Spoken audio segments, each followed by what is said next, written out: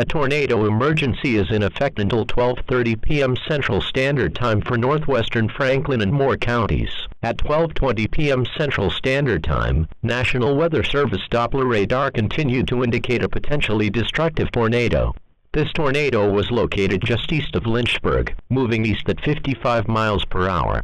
Other locations in the warning include but are not limited to Oak Grove, ESTILL Springs and Woods Reservoir.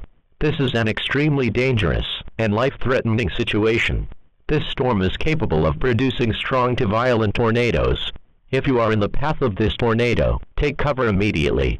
A tornado watch remains in effect until 1 p.m. Central Standard Time Monday afternoon for northern Alabama and central Tennessee.